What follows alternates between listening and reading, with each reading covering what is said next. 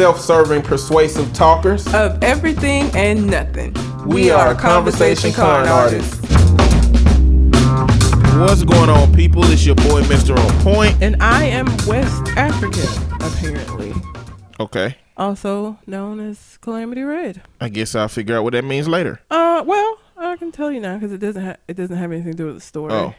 My younger brother, who we have the same mother and father, did 23andMe, the DNA test, and he found out his results today. And I am 92.8% West African. And then the other shit is like... He was supposed to do AfricanAncestry.com. He did the one that was on sale. If you really... And I saw the doctor who... Not the doctor, but the PR marketing side of African Ancestry. She just talked about the history of how they came up with it.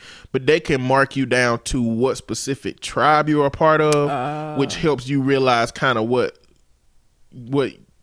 might help help you understand some of the things about your family. For example, she said that the tribe that she originates from were a very business-minded tribe. So her being in business and marketing, like, kind of connects to her lineage. So those older, the other ones, 23andMe, Ancestry.com, all them other ones, they are catching up. They are starting to get those points of history. But yeah, this one it didn't have the specific... I mean, West Africa is a lot smaller than saying Africa. But like the specific place in West Africa, I have no idea. Yeah, that's what but that's just like, if I do one, it's gonna have to be one that's like, because the other ones are still so expensive. The other ones are still like Eurocentric. You know what I'm saying? Yeah, I mean, I've seen people with much higher percentages. I have I think it's maybe 2% European. Well, I mean, on the Breakfast Club, they were talking about how if you are a certain percentage Native American, you qualify for grants and some stuff out there. So for some people, it's like, let me see if this gonna help. I'm like 0.8% Native American, so I doubt that's enough to qualify for anything. Mostly just African, West African specifically. My mom, because like he was so excited to like find out like what more about where we're from, and my mom was like, if he come in here talking about call him this, I named him William. I was like, why would you think that he's gonna like go and get an African name and like why would you think? First of all, my brother too lazy to do any of this shit. Like, he's not gonna go that in depth. That's just not who he is as a person. And two, why would you assume that him wanting to know more about his lineage means that he's just gonna go become like super Afrocentric? I think she's thinking about the wrong group. I think she's thinking about like Nation of Islam. Now, if he do that, then she might have to worry about him coming back as William X or Willie Shabazz Jr. or some shit like that. Muhammad. Yeah.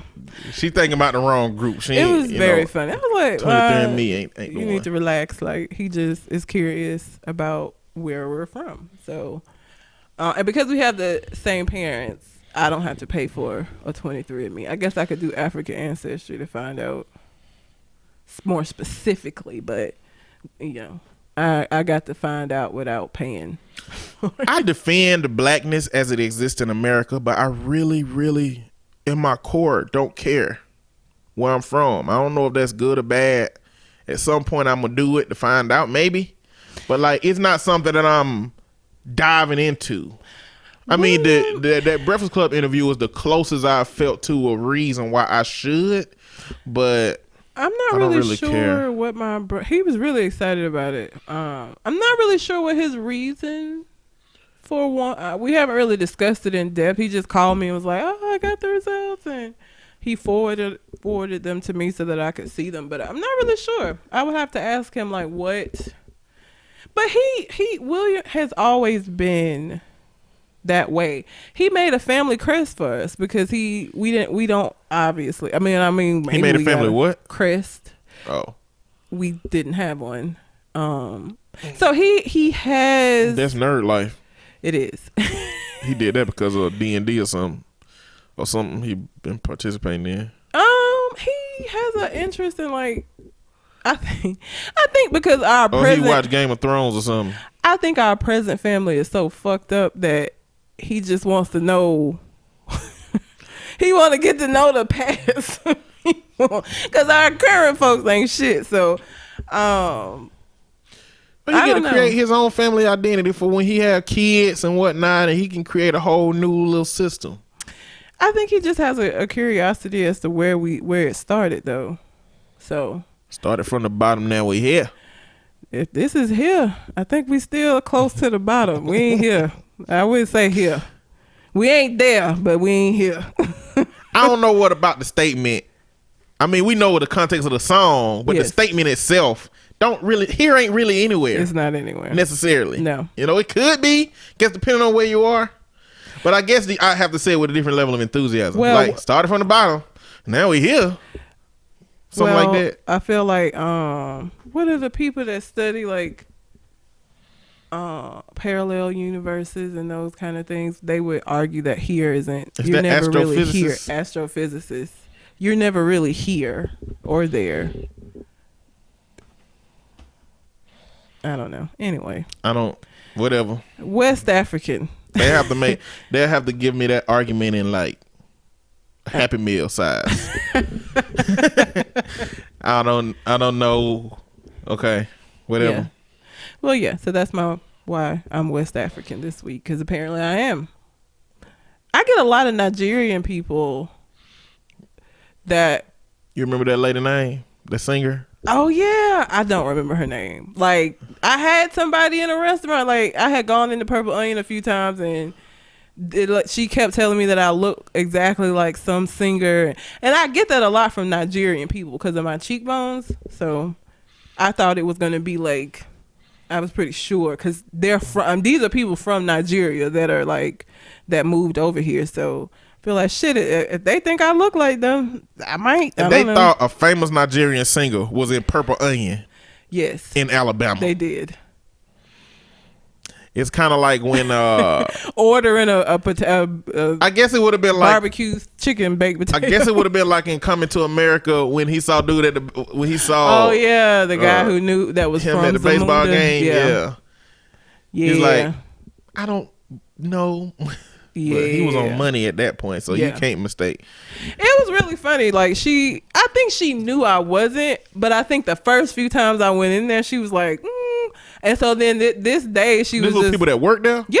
Oh, okay. They were workers, So like I had been in there a couple of times, and so I think she figured out I wasn't the singer, but she wanted to let me know eventually that. And I mean, I looked her up. There's like one picture from like her profile. That I could see it, but I don't think we look alike. Not enough for her to be like racking her brain like, is it her? I can't remember her name. But I was flattered, like, oh. So if I go to Nigeria and get off the plane, am I gonna be treated like I'm famous? Like maybe. Depends on if she committed some crimes. I'm gonna be real quick. I'm American. I hear my passport. I'm not her. Before hashtag Quaaludes, niggas that look like Bill Cosby they was living good. I bet they hate looking like Bill Cosby now. Well, I would very quickly be American at that point. Nope. Here's my passport. I am an American. I don't even know this hoe. I just hope Mark Henry keep his shit together for the rest of his life. I'm gonna let you know right now. Everybody be calling me Mark Henry. I just hope because I don't watch wrestling. I didn't know who he was, but you do look just like him. It's crazy. Yeah, I don't need him to have no sex tapes out. I guess unless he's doing a really good job. If it brings him some glory, then I guess that's cool. But I don't need him to beat up on no women. Oh yeah. I don't need him doing no drugs. I don't need him dropping no dollops in women's drinks or whatever. I don't need any of that. Mark Henry, just keep it clean, brother. That is hilarious. That's funny. I don't know if that was the same person, because I have had multiple Nigerian people be like, are you from nope, not Nigerian, never been there, don't know anything about it. But I get that a lot from Nigerian people, so I guess it's worse things to look like than Nigerian. So anyway, that's that. Yep. where can they find you?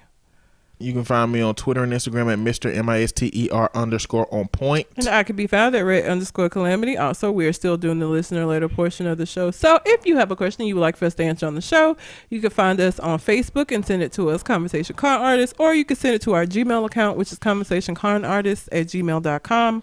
But of course, first we are going to start with some poetry.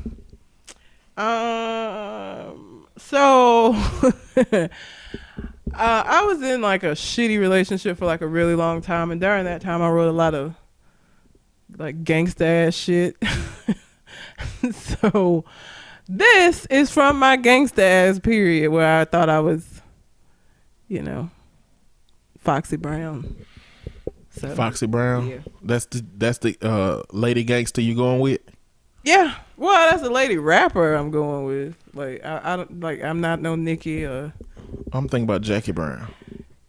Oh, you think Foxy Cleopatra Brown? You thinking of like the 70s blaxploitation? No, not that Foxy Brown. But she the real G. Foxy Brown. That's why I ain't her. Oh, I ain't her. okay. I wasn't a real G. I didn't move in silence like lasagna. This was just words. So I more fit the rapper than the actual gangster. Foxy Brown. Okay, so this one is called Why. You want to know why? You have the audacity to look me in my face sitting there knowing that this is a waste of my time and your time asking me this question that is so asinine because you already know the answer? Which why would you like to begin with? How about why I don't trust you? Maybe because you've lied so much that not even you know the real truth. Because you insult my intelligence with the stuff that you pull, telling me wild stories of make-believe events that to believe I would have to be a fool, but then turn around and tell me how smart I am. How about why do I write about you? Maybe because if I didn't, then you'd be dead. You have no idea of these things inside my head. With this pen and this pad, I commit homicide, shoot out lyrical bullets, and no, you cannot hide because my aim is perfection. You've been sentenced to death. Here's your lyrical injection. I write about you because it helps me to deal with these emotions that overflow and would eventually spill out and build up and drown me in sorrow. How about why don't I love you? Well, I did once upon a time, but I no longer can. See, I stayed in your corner. I was your biggest fan, but with all of your lies and all the secrets you kept, my love just faded away until there was just nothing left. Now, I wasn't perfect. I will never claim that I was, but I was willing to put in the work to change the me and you to us. But that's all in the past. I just let sleeping dogs lie. Just walk into the bathroom and look in the mirror the next time you want to know why. Well, dang. Snaps. That dude messed up. He don't want to know why. He said, I ain't worried about it. Don't, just forget it. Never mind. Don't need closure. Yeah. It's gangsta, Okay. Gangsta red. I'm back on Hopeless Romantic. The opposite end of the spectrum. Yeah. The before all that shit happened, Before like all of this. the way that you looked at him before you got with him. Yes. And found out what he really was. Yes. This is called What is Love? All right. Love is that intangible thing that makes women swing their hips and makes men sing. It's that untouchable expression of our desires that ignites and inspires emotion. Love is the indestructible force that acts as a barrage of flames, engulfing the source of our hopes and exciting our pains, bursting in the door of our hearts like full-speed monorail trains, leaving nothing but smoke in the path, leaving nothing but hopelessness, wrath. Love is the undeserving blame for our emotional afflictions, making our delusional preconceptions about love matters of fiction. Though the conviction we display when love arises is undeniably existent, love has no reasoning and is completely insistent. But love is also that magical present that persuades us to do the impossible, gives us motivation to push the hard until inoperable. And in all honesty, when love is at 100%, that shit is unstoppable. Love is the abstract manifestation of beauty and fascination, wondrous grace and ostentation, the mediator of our found and lost relations. Love is one of the reasons we give to show undying affection. And when our soul suffers death, love offers the resurrection. Love is the best infection. Love reminds us that there is joy in the midst of misery, helps us understand how there's future in the middle of history. Love offers a never so gentle touch of mystery. Love is that force that lives inside. It protrudes from our presence, blatantly never hides. Love is pure, uncut truth. It never lies. It gives our soul reason to live, and without it, we would surely die. Snap, snap, snap, snap. Yeah. That was cool. Yeah, we really wouldn't die without love. You know what I'm saying? Feels that way. But, you know, in the can moment. Emotionally feel that way. In the moment of writing, you know what I'm saying? I was like, die without this. That's like the depth of it. You know what I'm saying? It is. It feels you will that live way. if you don't have You love, will. is all I'm saying. Emotionally, it hurts. Physically, not so much. Yep, exactly. But you with a woman beater. Anyway. We have a few letters. We do have a few? Yeah. Colin. Colin, I saw that. Colin sent the letter. I appreciate it too because I wholeheartedly agree. Colin said, my brother says that all of the rogue allergies this year is the planet's way of fighting back against a rampant humanity. Cheers, Colin. I feel like Mother Nature out here like fucking Thanos. It's just she didn't closed her fist and I didn't make it. Because it is the dead of summer. I should not still be having these allergies like I do. Like right now, the whole left side of my face hurt. And I've even broken down and gotten fucking Flonase. I don't like sticking stuff up my nose and like spraying things into my nose. I could never do coke. And I'm like, I gotta try something. So I've been using Flonase. It's still fucking this allergy shit, man. Ridiculous. So yes, I feel like maybe this is to clear up some of us humans and I didn't make it.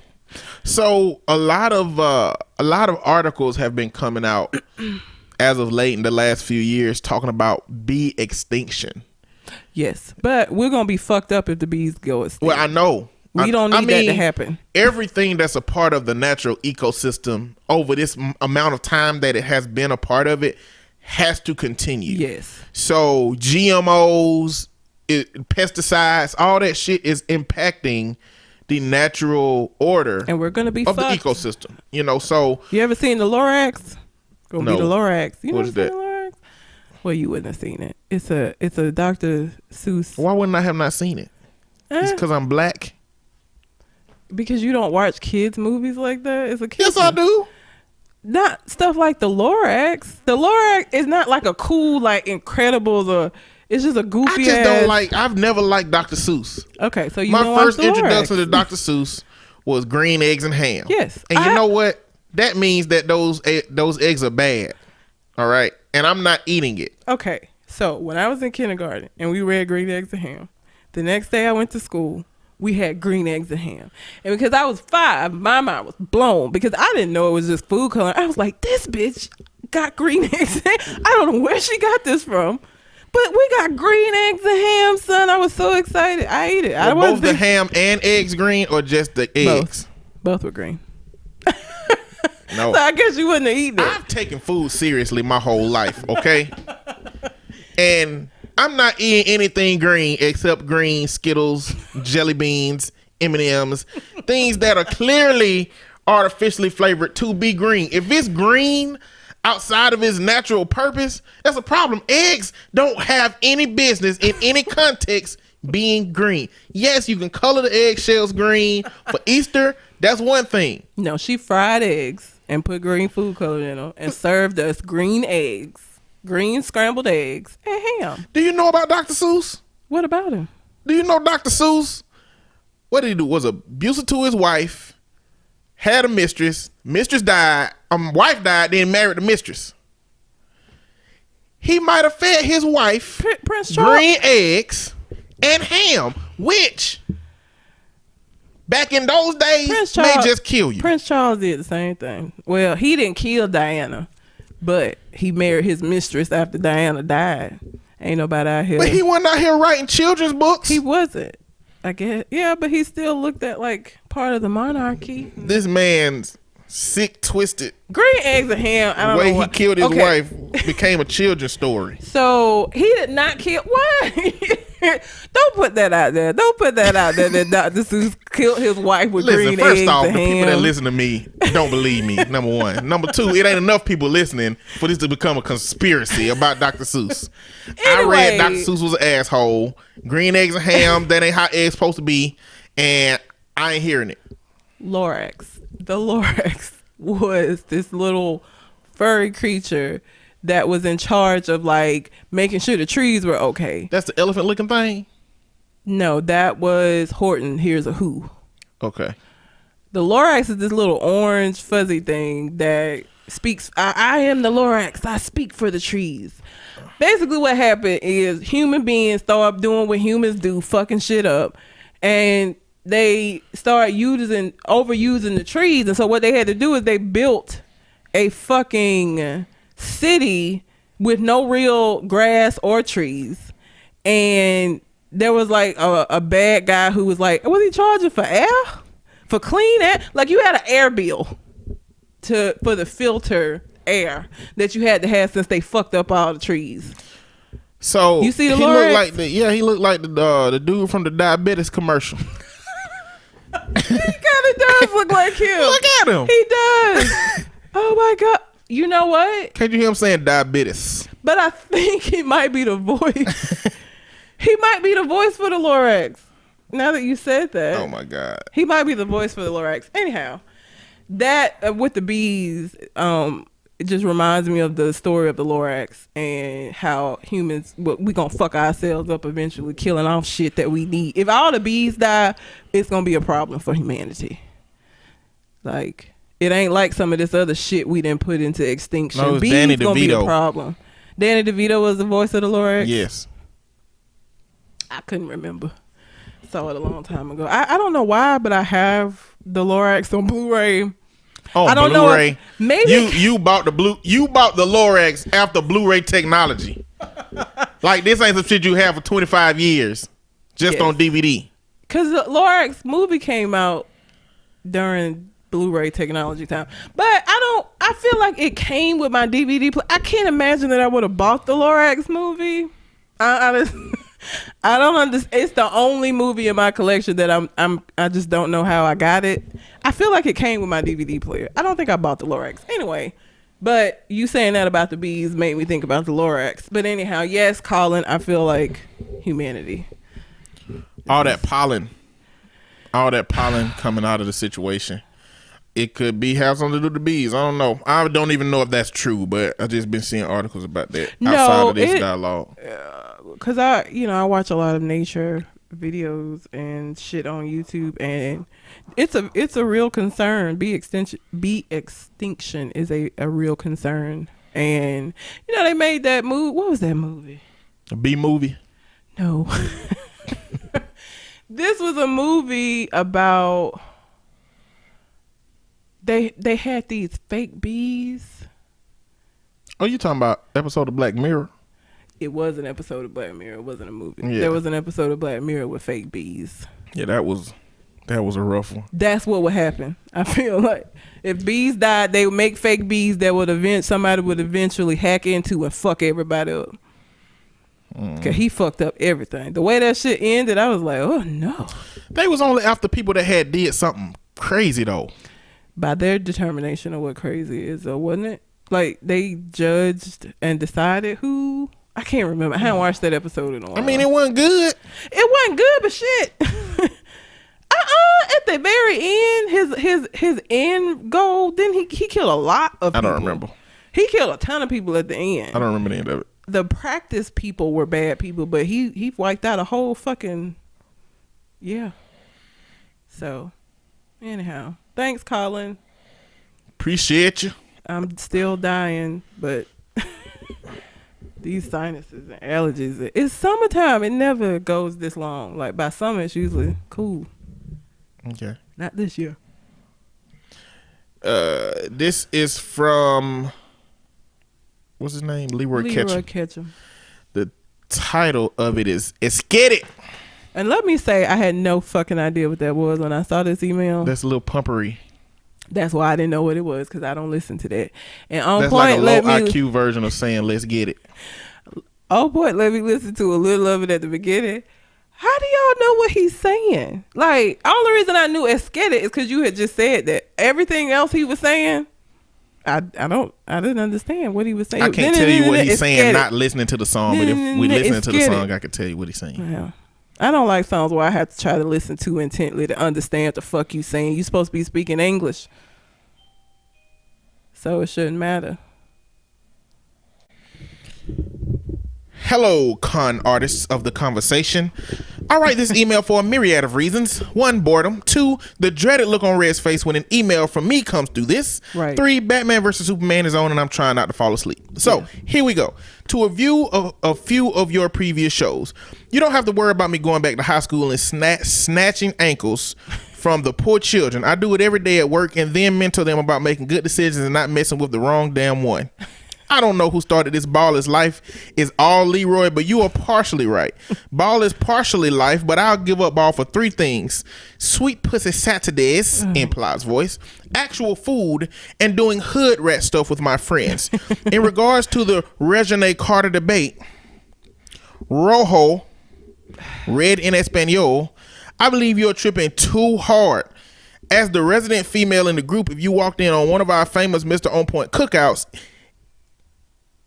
if you walked in and more than 2 of us got our shirts off, it's probably a good reason and none of us got tattoos. It don't matter. I think you and Rockman, as we continue the debate in the group chat, are stereotyping and judging them kids.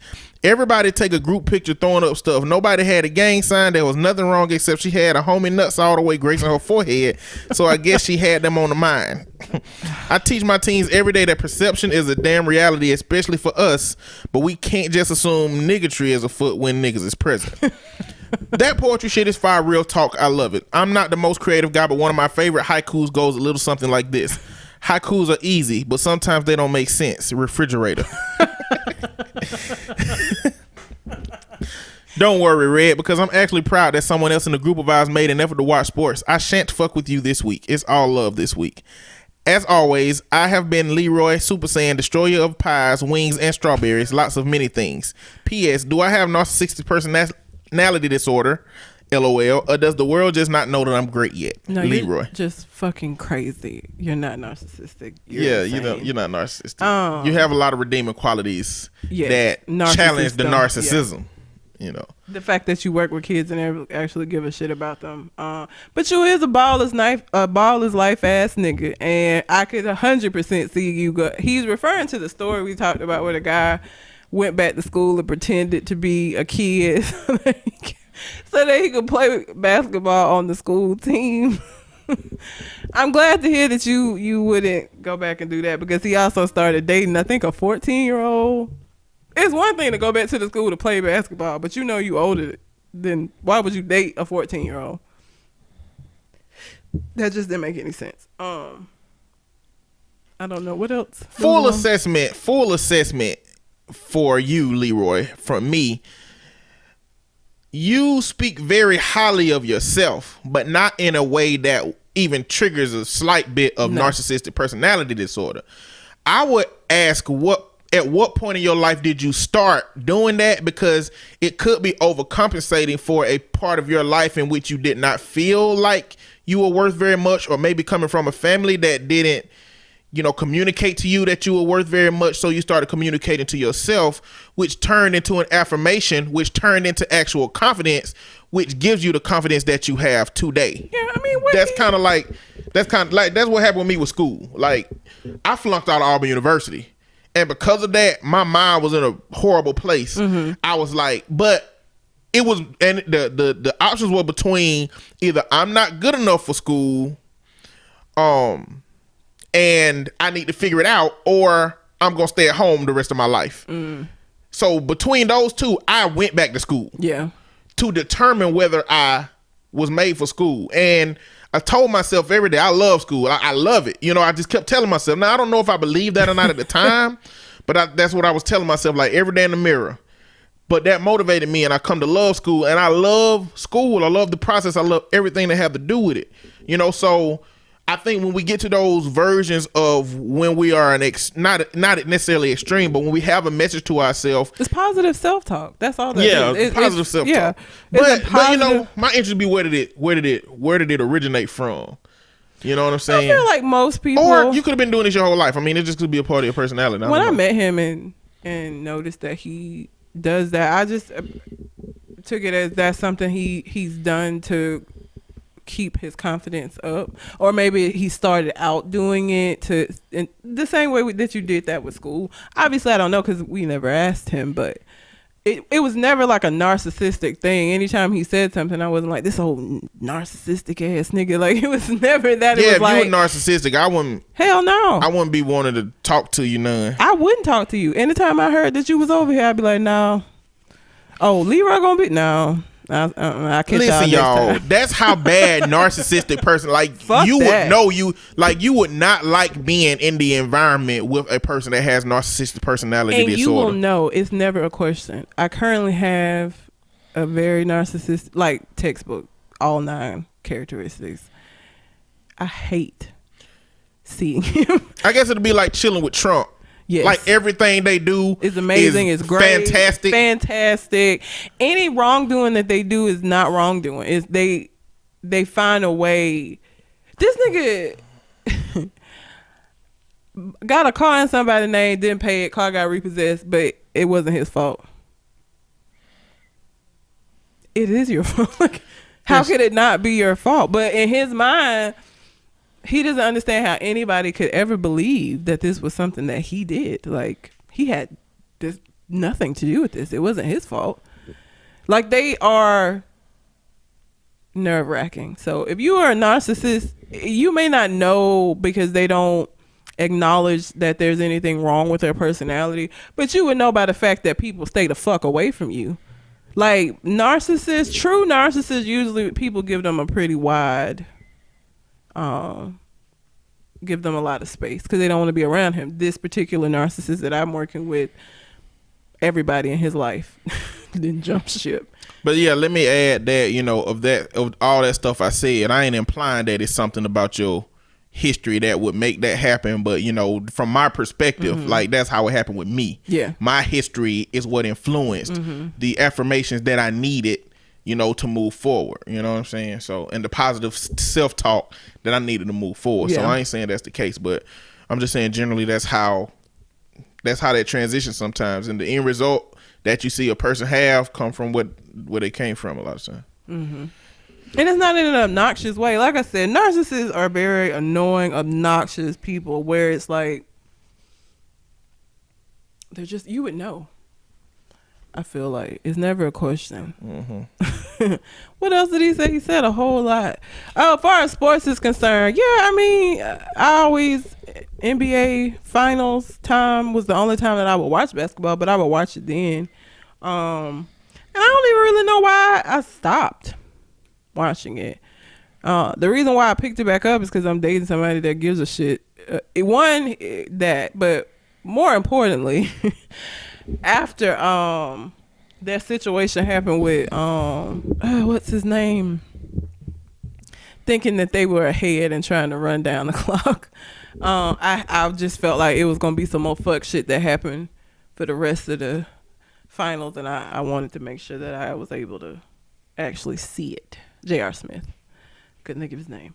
So yeah, I watch sports, just not enough. I don't bring it up because I don't watch it enough for niggas to be making references to all of these games and shit that I don't remember or care about. So I don't ever say anything, because when you say that shit to somebody that really is into sports, it starts conversations that I don't want to have. So I never say anything about watching basketball, because I don't know enough to carry on the type of conversation that a nigga that watch a lot of basketball is gonna want to have. I don't know stats. I don't give a shit. It's entertainment for me. It's not, ball ain't life for me. So I know just enough to let a person think that I know something about basketball, but I get right back out of it. You know what I'm saying? I know nothing about before football. I get to the point where I'm like, oh, they did a jumpy spinny thing between his legs. Wow, that was amazing. You know what I'm saying? Like, I know more than that, but like at a certain point in the conversation, that's where my head at. Football, I don't watch. I know nothing of the technicalities of it, the calls and shit. I know nothing about football. And living in Alabama, that's always funny to people outside of Alabama, because Alabamians are known for being hardcore Alabama Auburn fans and doing ignorant shit when it comes to football season. I hate football season because my fucking timeline is full of niggas talking about War Eagle this, Roll Tide that, and I couldn't give less of a fuck. I gave Auburn my money twice and I still don't give a fuck about their football team or Alabama or any other football team for that matter. I don't give a shit. I bought a Alabama and an Auburn sweatshirt because they was on sale, and I just wear whichever one is clean at the moment. I just start wearing them because people be like, "Roll Tide, War Eagle," and I'm like, and I don't wear football stuff, so I'm like, "Hell, you telling me for?" Then I look down and be like, "Shit, this damn stupid ass shit," and it's like at least 5 people every time. I have a Auburn debit card. And I think they know I'm a fraud too because they be like, "Roll Tide," and I be like, "Hi, yeah, right back at you." You know what I'm saying? Some shit like that. Shirt. Like, no, not even that. But they expect you, if you say War Eagle, they expect you to say War Eagle. I'd be like, yep. You know what I'm saying? I just don't think. I'd be like, this is fraudulent. I have an Auburn debit card, not because I give a fuck about Auburn, because when I went to the bank and to open this account, the banker was talking. And I told him that I had 2 degrees from Auburn. He was like, "Oh, well, I'm going to get you an Auburn debit card. We'll waive the fee." And I was like, okay. So now every time I go to pay for shit, I have to have conversations with people. Either they're like, "War Eagle," and I'm like, okay. Or they're like, "Roll Tide," and I'm like, I don't care. I just went to the school. Can you swipe my shit so I can go and get my stuff and go? I don't care. I'd be like, this. Your car says Auburn, but your hair says Crimson Tide. I'm confused. I don't know which one. My hair it is crimson. But it's just so funny living here the way that and a lot of these people I feel like ain't never stepped foot on either of these campuses, so they're just so hardcore unnecessarily. So I don't know. It's always funny though. Appreciate the letter. Yeah. Leroy Was there Ketchum. anything else? I feel like there was something else. What? Nah, probably not. I think that was all. If it's anything else we missed out on your letter, just let me know. I feel like a lot of it was just giving just a rundown of the last shows he listened to. Cole Jackson just sent a message in there. Damn, I went. Basically, I just it took it off my phone, but he agrees with you on Cracker Barrel about what we were talking about last week. I don't understand how you niggas could not like Cracker Barrel. I don't understand. I never feel like racial tension when I'm in Cracker Barrel eating my baked apples. Like, I don't understand. I just don't get it. But he said that he thought he was the only person that felt that way, and now he's glad to know that you also feel like it's just a racist ass place. I would not eat at a place named Negro Bucket that had good biscuits and baked Cracker apples. Barrel is not. I'm just saying. I don't know. How do you know when this place started up? How you know they didn't say we need a place for us? They don't refer to themselves as Cracker. That is derogatory to them. So why would they say Cracker Barrel? That they wouldn't call themselves that. I don't feel like we started that word. I don't even feel like black people started that word. I don't know. I feel like rich white people started it to poor white people. That's how everything started. Shit. Just like redneck.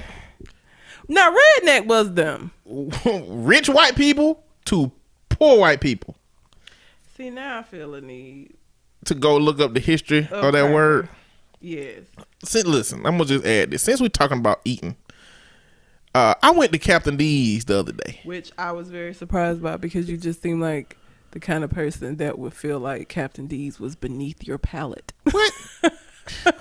Listen, let's not act like my palate is sedity. I grew up eating Spam, ma'am.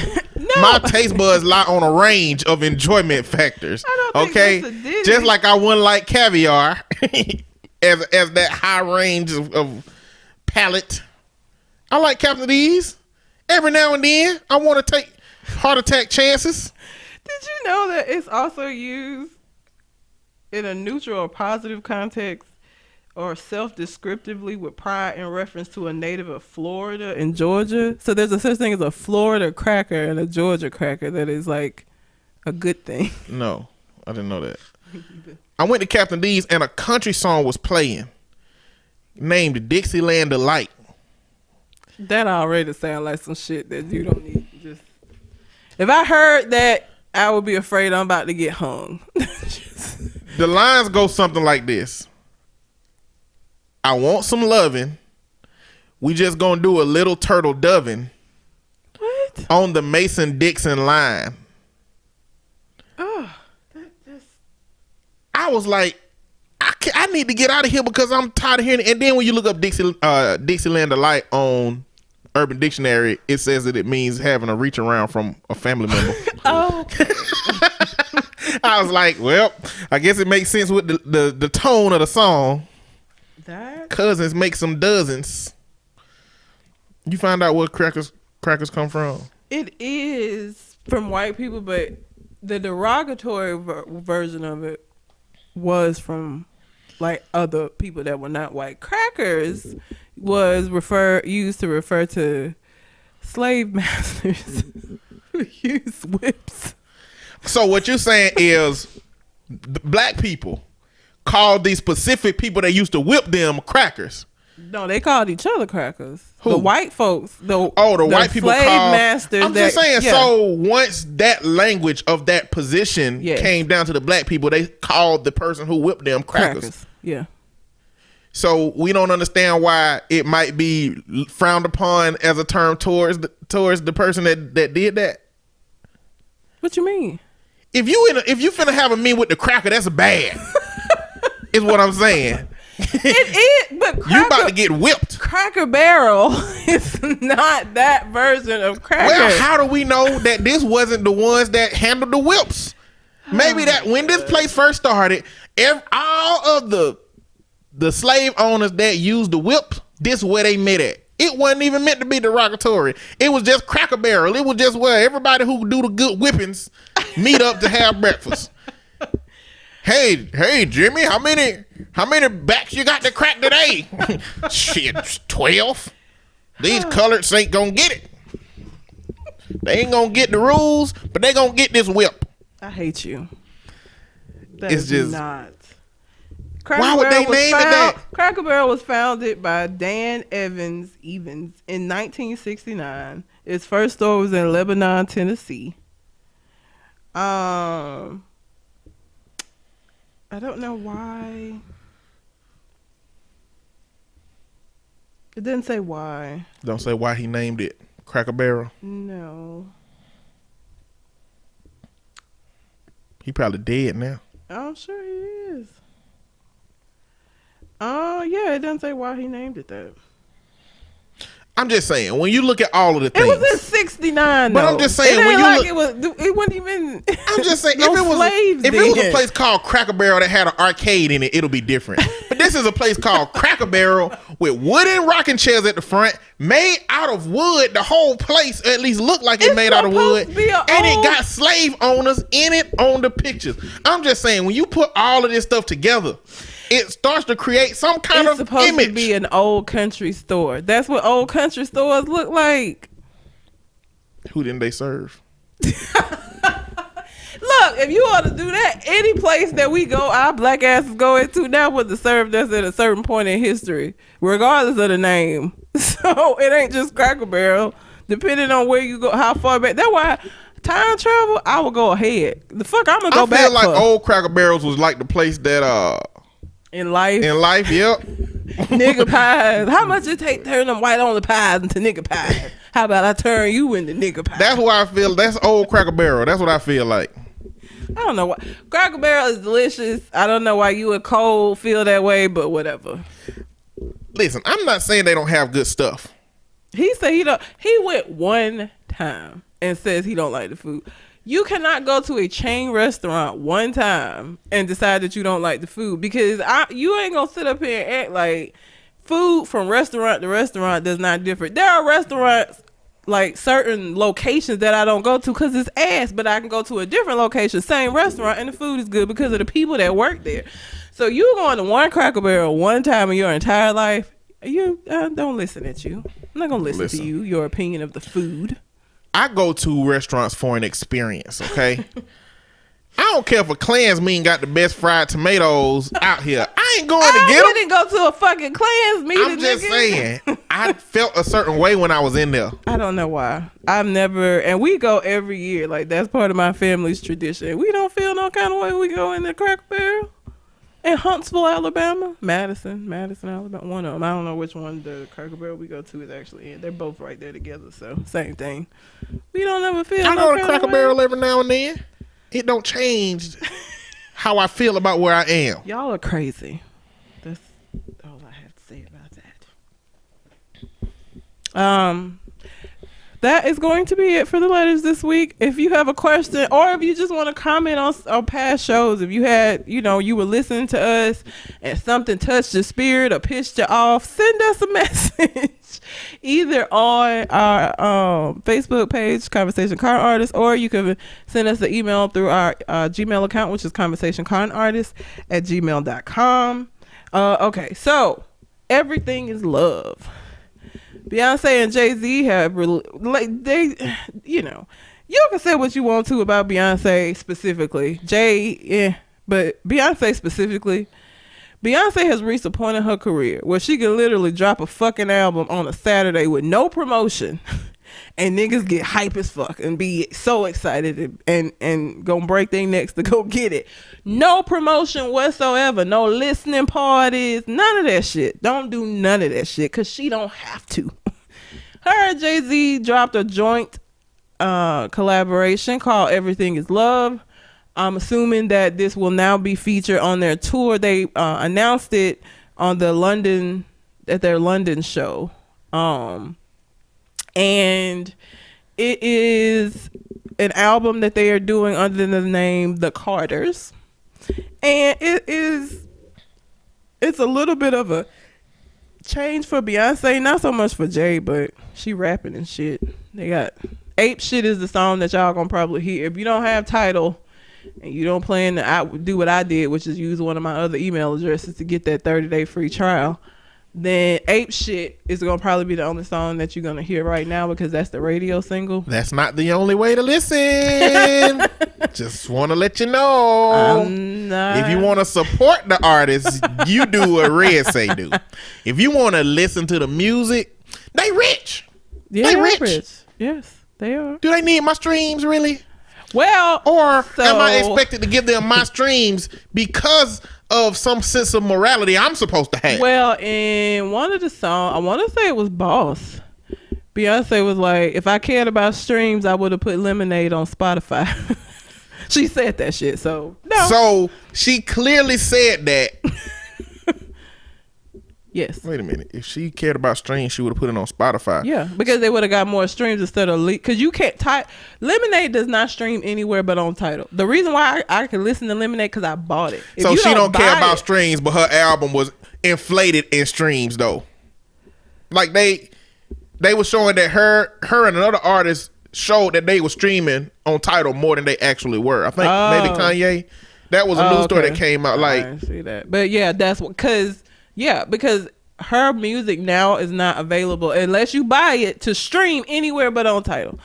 So she said that she cared about streams, she'd have put it on Spotify. So she don't care about streams. So thanks, Beyonce. I appreciate it. You should just not saying that I illegally downloaded your album and have listened to the first 3 tracks. I know that's oddly specific, but I'm not saying that I did that. It is a little bit of a departure from what Beyonce is used to doing. She's doing a whole lot more rapping, a whole lot more not Beyonce type attitude on this album. I've listened to the entire thing. I think it's one of them albums that I'm gonna have to listen to a couple more times before I am a fan of it. I do like Ape Shit. I'm impressed. And again, this just goes back to, even if you don't like Beyonce, you cannot knock her fucking hustle.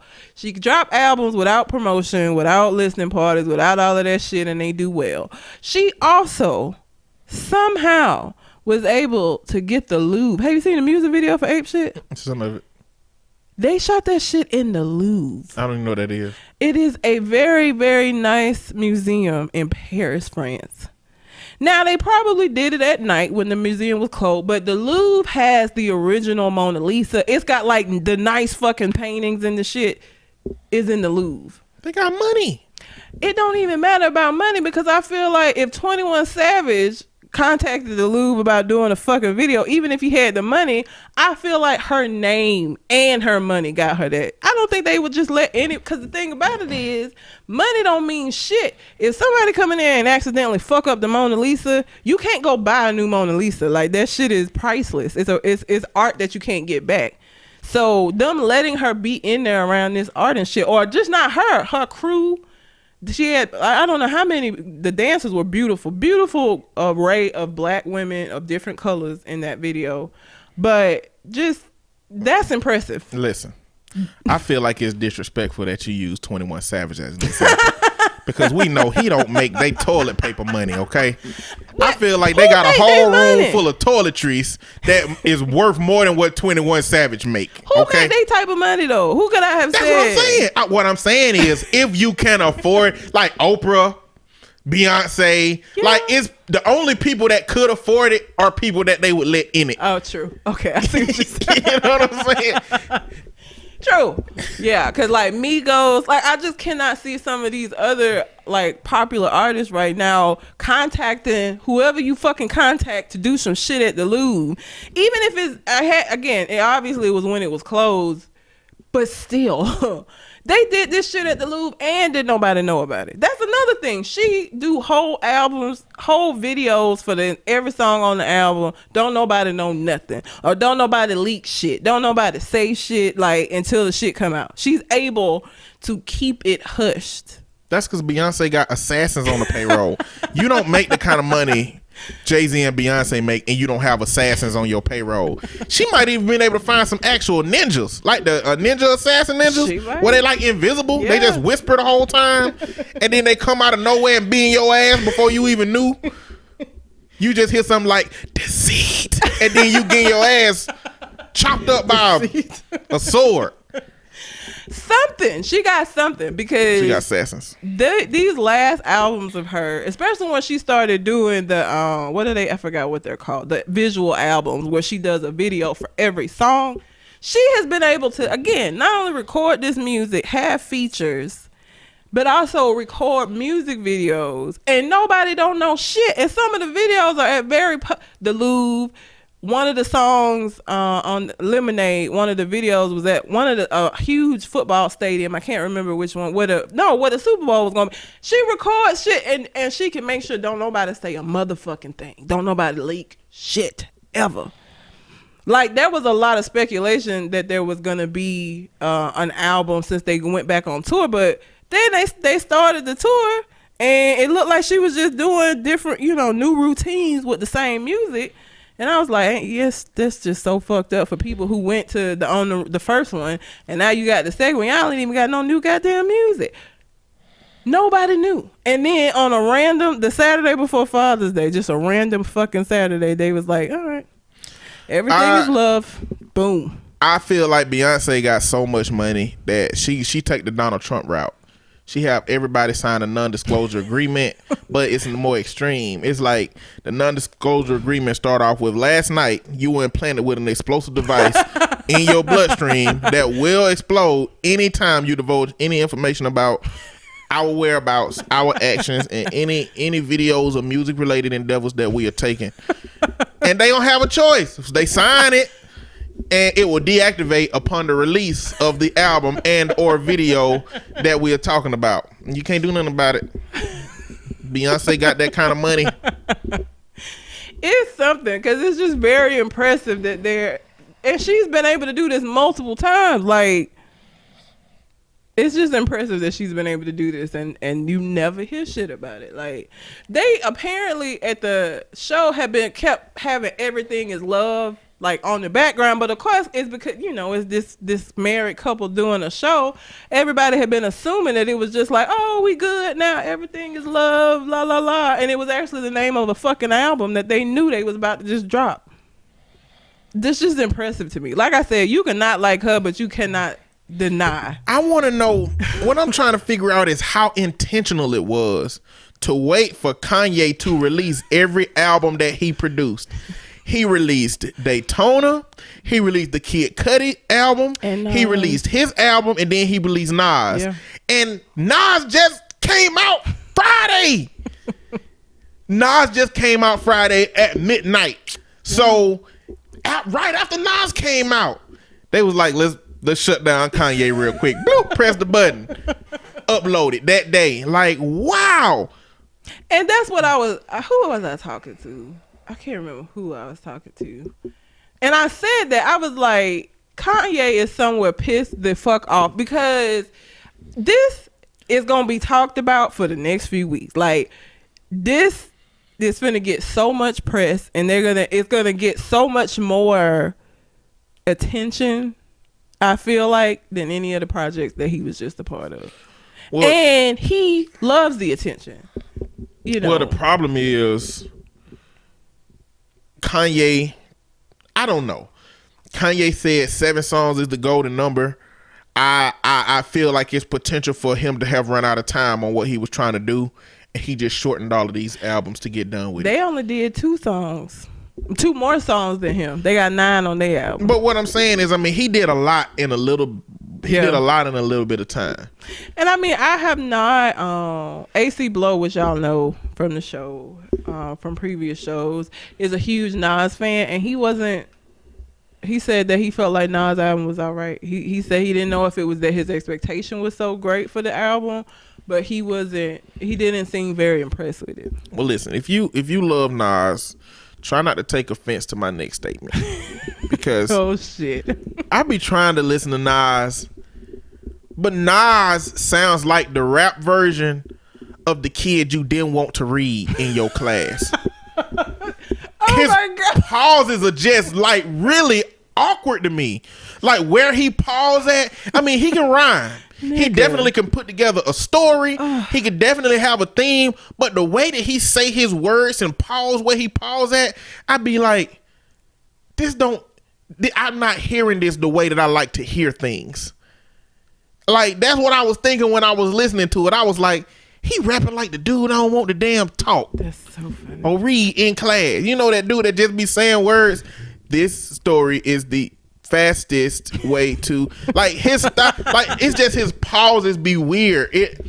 Oh, you're gonna make so many Nas fans I'm just saying, if you upset. listen to like, I'm not taking away his ability to rhyme. I'm not taking away the value in his classics. I mean, he got some songs that ain't like that.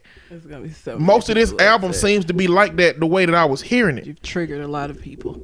One of my favorite songs Nas ever did, which I used to get my ass beat for listening to rap, so I didn't get into like rap until late in the game. But Rewind is one of the songs that I like. He basically started from the end of a story and rapped all the way to the very beginning, and the song ended with like that concept, the way he rhymed it, the way he flowed in it was amazing to me. But I'm not hearing it like I used to. Maybe my ears is different, but that's how I was listening to the album. I was like, funny.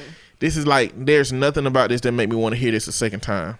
There are some points in the Everything Is Love that, like, you hear it and be like, oh shit, like Beyonce saying, if I cared about streams, I would have put Lemonade on Spotify.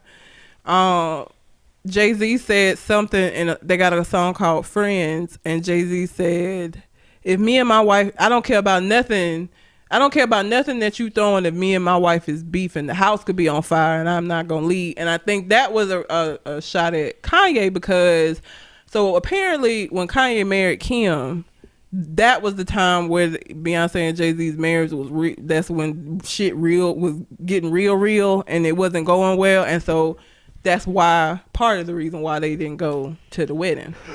And Kanye has said in previous rants that he was upset about that. So I felt like that was directed at Kanye. Like, me and my wife beef, I don't care what you got going on, I ain't coming. There's a couple of points, like Beyonce said something about I think Love Happy is the last song on the album, and he was talking about, you know, her having her diamond ring, and she was like, yeah, you fucked the first stone up, so we had to get remarried, because, you know, they just renewed their vows. So I guess he had to get her a new ring because the old ring was tied to his infidelity. There's just points in each song that stood out that I would be like, oh shit, like they would say some shit that would stand out to me. I mean, it's an okay album. I think it's something once I listen to it a few more times, it's probably gonna be something that I love. But right now, I'm just like, eh. There's a couple of songs I like, Ape Shit, and there's a couple of other songs that I like, but I'm like, on it. But again, I will forever be impressed at her ability to drop shit and not have to promote it. Like, to reach a point in your career where you ain't got to say a motherfucking thing, you just drop it. I don't need to promote shit. Just give it to the people and they're gonna love it. That's amazing. It's not many artists that can do that. Okay. Kamaya Mobley. Name sound familiar? Kinda. This is the girl who was kidnapped by that lady. So Yes. if y'all don't know the story, we didn't talk about it before, but we talked about it on the episode where we talked about Ayana Save Your Life, or where they came into the show. But basically, Fix my life. what did I say? Save my life. Oh, I'm thinking about R. Kelly and the message he had for his lawyers that time. You saved me. That was to You his lawyers. saved me. Yeah. No, Ayana fix my If life. only Bill Cosby had some lawyers that could save him. Anyway, Kamaya Mobley got kidnapped when she was an infant by this lady for 17 years, 18 years, and then she was discovered. Yeah. And so... And given back to her parents. Her biological parents. Yes. And what is new about this situation is that the biological mom is saying that she's not currently speaking with her daughter because she shouldn't have to compete with a kidnapper.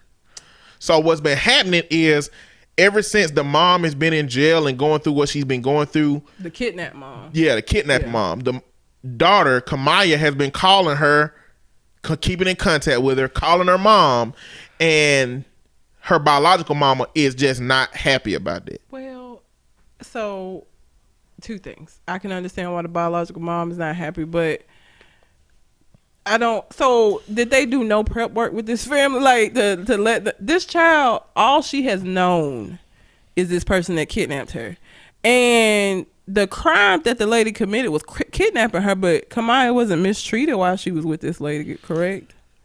No, she wasn't. So for her, for all intents and purposes, that lady is her mom.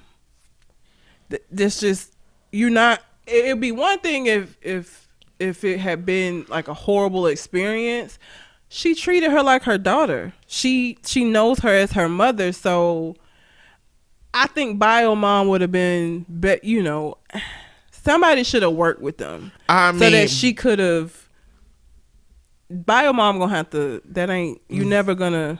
Your relationship with your daughter is not gonna be how it would have been had she never been kidnapped. That is not gonna ever be a reality for the y'all. way that this developed is they found the kidnapper who committed a crime. They knew who the original family was.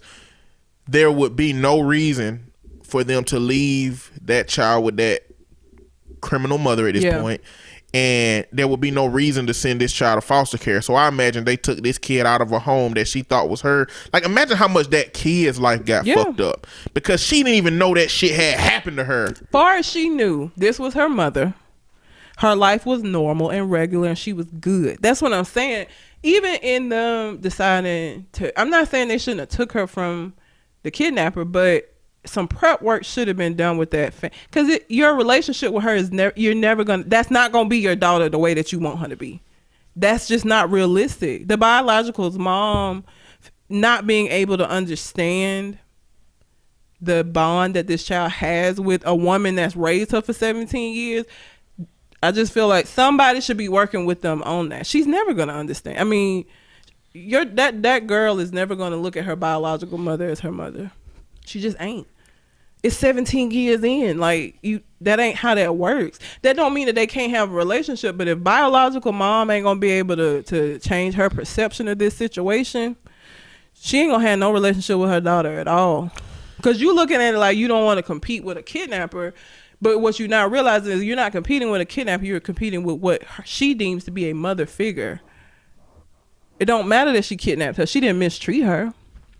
She got her from the time she was an infant. Like, and that's where, like, that's what my thoughts at with the situation. It's like, I don't like how mom is responding, but I think it's a bigger diagnosis of how we understand mental health in the black community.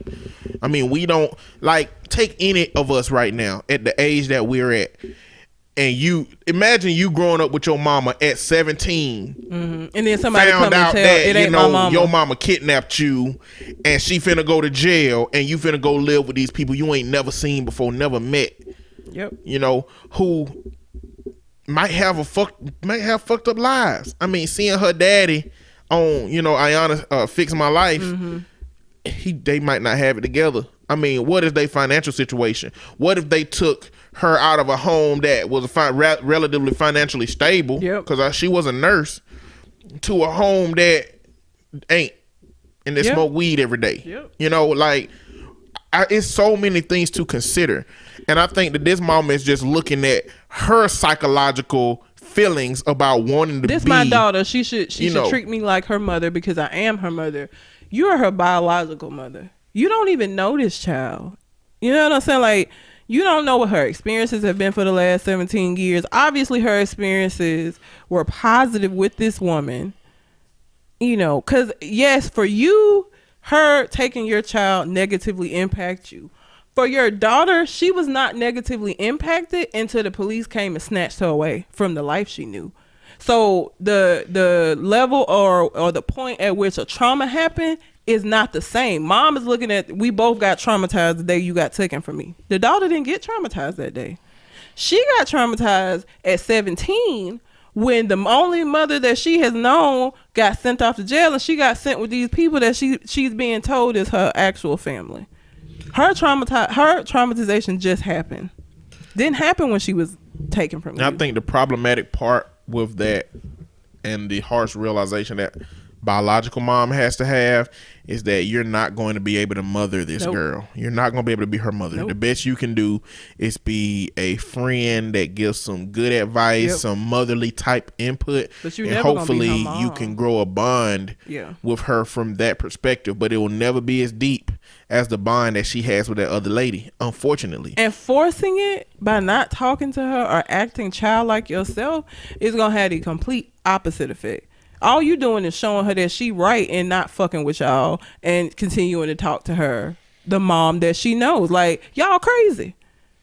That's all you're doing, is reinforcing her idea that y'all ain't my real family. And this is an isolated situation that don't really happen a lot, but what does happen a lot is a lot of fathers are not in their children's lives.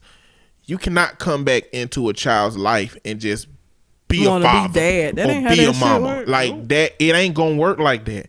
That child has to trust you before they believe you have their best interest at heart as a parent, because you haven't had an opportunity to show them that over time. And this is what she's experienced, and this is what a lot of fathers experience.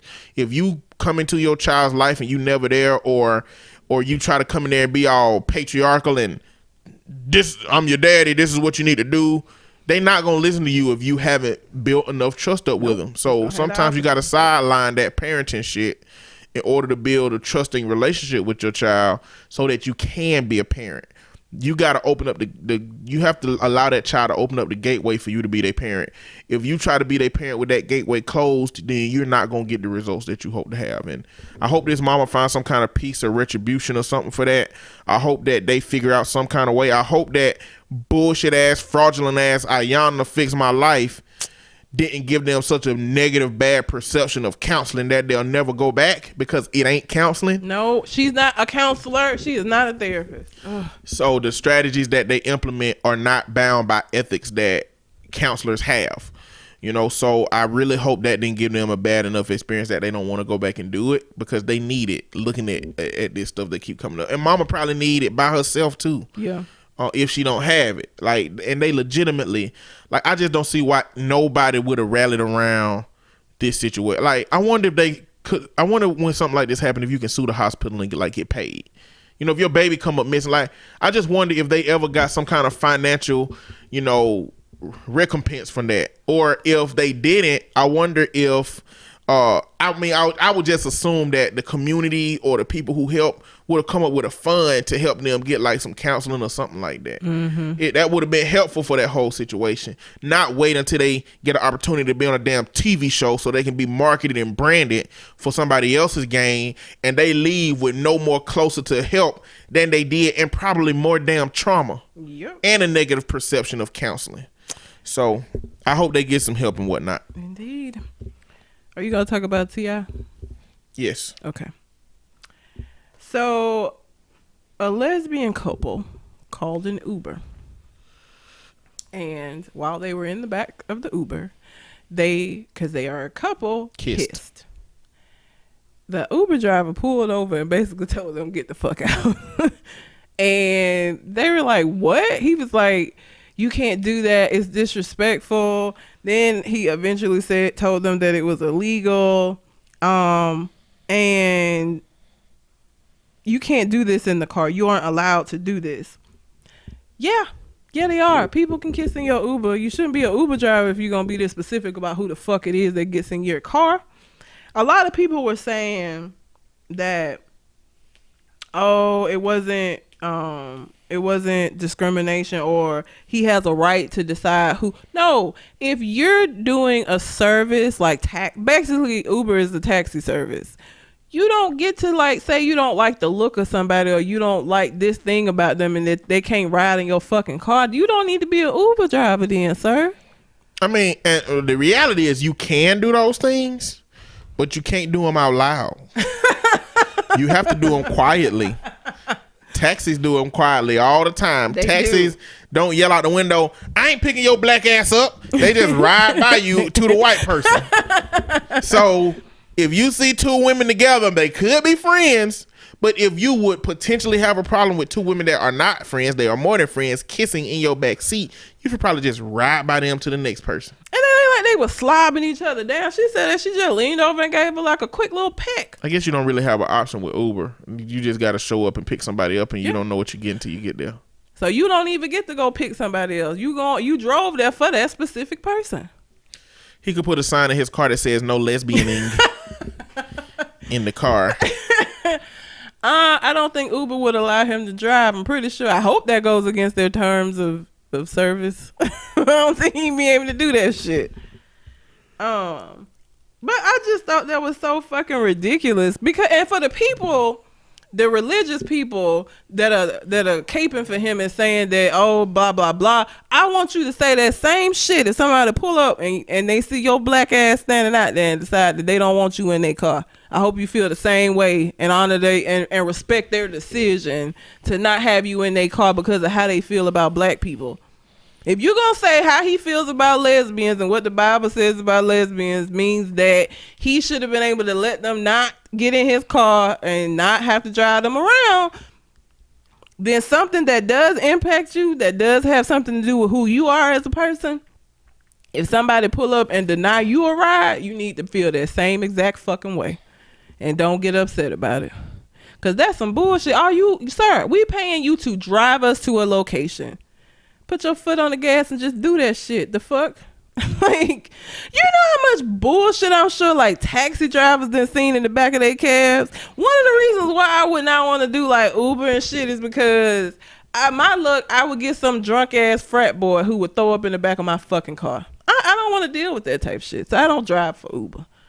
But if you're going to drive for Uber, you have to recognize that you don't know who you're going to pick up or what kind of person it's going to be. You don't get to just sit up here and kick somebody out, and you didn't already start driving them and going to put them out on the side of the road. Fucking allergies. It's ridiculous. It's just simply ridiculous. I mean, everybody... I mean, you know, I'm trying not to be. Our society has the horrible parts of our society has been emboldened by Trump. Yes. Let me not say by Trump. He's definitely the catalyst.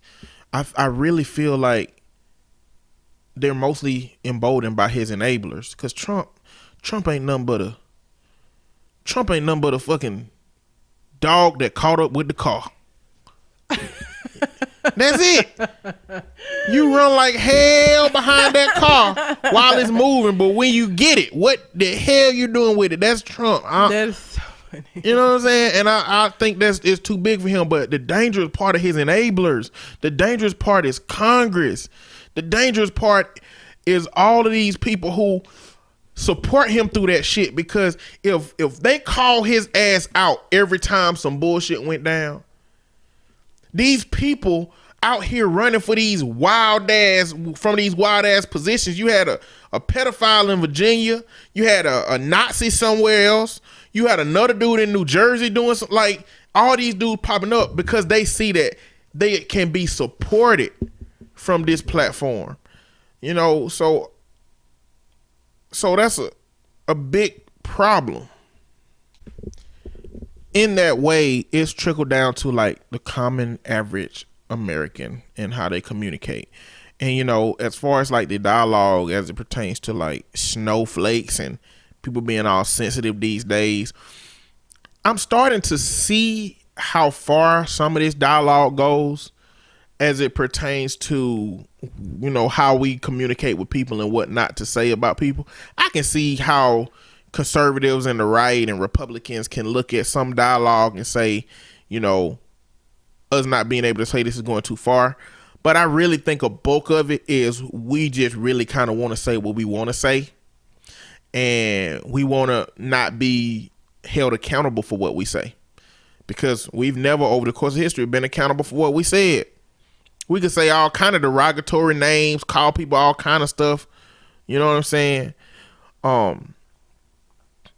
But I think that in this case, it's just trickling down to the lowest rung of society, and it's unfortunate.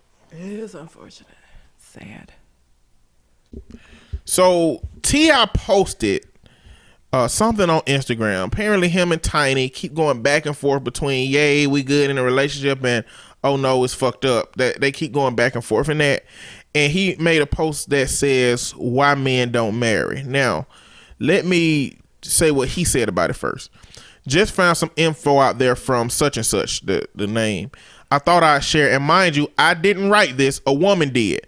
But I do agree to a degree. I've heard and seen this a million times over. Note to women, happiness needs no validation. The ego does. Most women out there nowadays just want to be married to impress their friends, family, his side pieces, and fit into society standards. That's not love. That's how you end up stuck with someone you thought you wanted. No matter what, whatever you do the right thing to make you happy. The end. What it says in this picture is why men don't marry. Number 2, apparently she's writing a list. Yeah. Because there's nothing in it for them. What exactly does marriage offer men today? Men know there's a good chance they'll lose their friends, their respect, their space, their sex life, their money, and if it all goes wrong, their family, says Helen Smith, PhD, author of Men on Strike. They don't want to enter into a legal contract with someone who can effectively take half their savings, pension, and property when the honeymoon period is over. Men aren't wimping out by staying unmarried or being commitment folks. They're being smart. Unlike women, men lose all power after they say I do. Their masculinity dies too. These pick me ass bitches get on my nerves. That first off,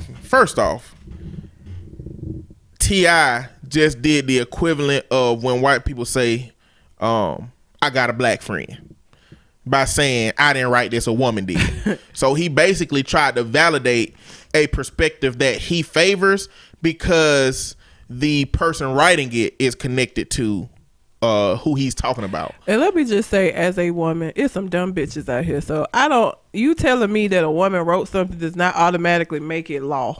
I don't give a fuck. It's stupid people on both sides of the fence. So I don't care that a woman wrote this. She just is a pick me type bitch. That's all. I try to look at T.I. When I think T.I. is smarter and intelligent, like T.I. really can just verbalize shit very well. He could, but his thoughts sometimes are so like immature. Like, how you going to diagnose marriage in general as the issue when yours fucked up? Like, how in your mind do you conceptualize that? Now that's just T.I. part of the shit, but the content, the woman who wrote it, I just don't understand. We talked about this shit. The MGTOWs and the True Force, like this is their way of thinking. And that woman is a pick me. The ones that want to pick me, hey, pick me. I'm not like these other bitches. Yeah, they just saying what it will take for a man to want them to be chosen. Yep. And I just look, and maybe it's a matter. I guess it's a matter of opinion, considering that dumbass folks believe it. But none of this is true to me. None of it is true to me. How does a man lose their friends? How do they lose their respect, their space, their sex life, their money? You know what I'm saying? Like, it's a man's problem if he want more sex than one person can give out. Yep. You know, that's his problem. But I just don't understand how that makes sense. How does a man's masculinity die? The same version of me that you have right now, I am certainly convinced will be the same version that you have of me if you get married. If I get married. Yeah. And the reason is because I know who I am. I'm comfortable with who I am, and I communicate to a person, or at least plan to at that point, what I expect out of a marriage. Yep. I'm not losing my friends. If it's somebody in my life that I call my friend, whether male or female, they gonna maintain and continue to be my friends, unless it's somebody that I've had sexual interaction with, in which we'll have to have a dialogue about how to deal with those people in our lives. Yeah. You know what I'm saying?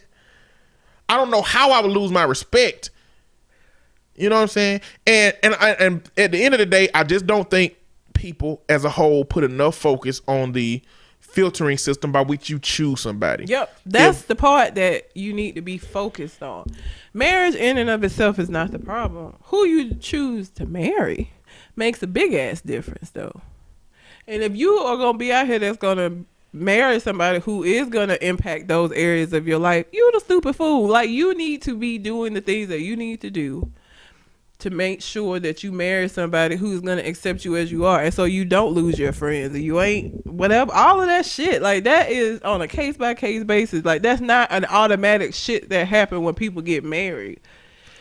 That's not how that works. Mind you, all of these thoughts that T.I. agreeing with is a 15-year compilation of how their relationship have gone on and off. And I just hate that he put out there this idea that marriage itself is the issue. Like, if you get married day one, this shit is immediately gonna happen. Clearly, listen, y'all, I get the gist of kind of what I was just saying, but I'm gonna tell you right now that Red, and I know y'all been hearing her sneeze like shit, she just sneezed and like fell out the chair and knocked the mic over, and I'm like, what the heck? What's happening? I caught a cramp in my leg. It hurt so bad. I sneezed, and I guess I like seized my muscle in my thigh up, and I was trying to get it together because I didn't want you to get distracted. And I'm confused because she kind of leaning over in the chair, the microphone on the floor, and she laughing. I'm like, I have no idea what is happening. Because I was laughing because it was so fucking ridiculous. Like, a sneeze caused me to catch a cramp, and then I'm spread out on the floor. You need to sit on the couch instead of the chair. I need to stop sneezing. I need my allergies to stop fucking with me. That's what I need. Sorry. Okay, macro goals. That shit ain't gonna happen in the next 20 minutes, I imagine. I don't feel like I have to sneeze anymore. That's never happened.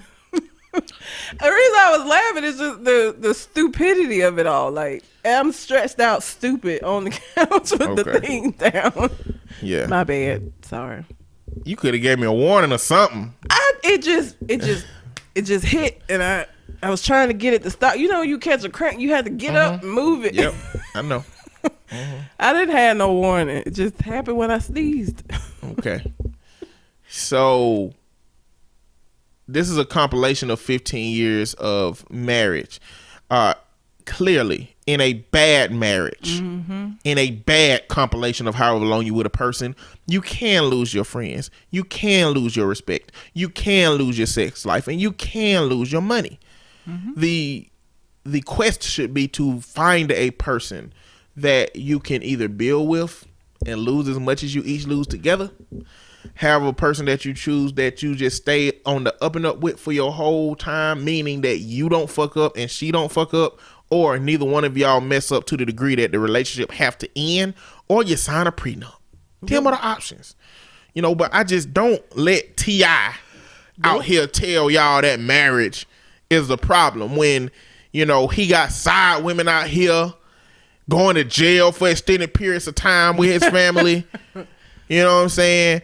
Always getting in trouble. Like, don't let his example of marriage be what your example of marriage becomes. Exactly. But even before T.I. posted this, I feel like he been seeing a lot of social media shit that's been on this shit. And he's just starting to come around to feel that way when his relationship ain't going well. And I don't like it. Nope. But, you know, whatever. The next thing I have is not a story. It is An allegory. it's not an allegory. Oh, okay. So I went to a training last week. A training. Mm-hmm. Okay. And the training was LGBTQ issues, and it was put on by the Board of Pardons and Parole, because I do a class twice a month for parolees that have to go to the day reporting center downtown. So the reason why I'm bringing this up, because I want your opinion on something, because me and the presenter of the training kind of had a little back and forth, because I disagreed with a lot of things she was saying. And I felt like I needed to bring it up, because I felt like other people in the room probably felt how I felt but didn't want to say anything because they didn't want to come off like an asshole. Because anytime you talk about LGBTQ issues, if you don't automatically agree, some people look at that as like you have an issue with those groups of people, which I don't. So this is the first thing she said that I was like, raising my hand like, no. So she said, when it comes to transgendered people, that they don't have to tell people that they date that they're transgender, that they don't have a responsibility to tell somebody that, which I disagree with. I think you do. And here's why. Okay. If you are a transgender person that has not gotten like bottom surgery, so let's say you're a transgender female, so you used to be male, up top you look like a female but you still have a penis. If you are dating somebody who believes you to be a biological woman or cisgender woman, because that's what they call us, we're cisgender, at the point that they find out that there is a penis down there, that could potentially put that transgender person in danger, because the reaction to finding a penis when you were expecting a vagina, I can imagine, even in somebody that was not like transphobic, it's going to be an extreme reaction. Or if you've had the whole thing, you completely changed over and you did get a vagina or you did get the penis, and you are, for all intents and purposes, a fully functioning whatever you transition to, and you still as I don't feel like people's rights as transgender women or men tramples my rights as a heterosexual person. So if I have the desire to not date a trans person, if that's not something that I'm interested in doing for whatever reason, my particular reason for not wanting to, among other things, is that I would like the opportunity to have a kid. If I date a transgender man, even if you've had the bottom surgery and now have a penis, you do not have sperm. That is not something that science can give you. And so we are not going to be able to have a baby by traditional means. I should not have to give that up simply because, you know what I'm saying? Like and there are plenty of people that have no problem dating somebody that's transgender, and you need to find one of those people. But to say that you don't have to tell the person that you're going out with that you don't have a responsibility, I don't agree with that. And I think it puts that person in danger. Okay. So I guess the question becomes, should that person's right to be considered what gender they would like to be considered trample over the reality of the person that they would like to date? Because you can, and I feel like at the end of the day, you can still consider yourself to be a woman if I don't see it that way. You know what I'm saying? Like, if I have a difference of... Well, there are places in society where you're going to have to at some point acknowledge you're a woman. If you're sick and what you have is ovarian cancer, you aren't going to be able to tell the doctors forever that you've always been a man and you're a man and that's all you are. Yeah. You're going to, there are things that are directly related to being a man and directly related to being a woman that you have a likelier chance of having this. Albright's. Have you ever heard of Albright's? No. Albright's is a disorder where your bone joints are spurred. It's Okay. like That sounds your painful. bones stick out. Yeah. Yeah. And you can't really walk that much. Mm-hmm.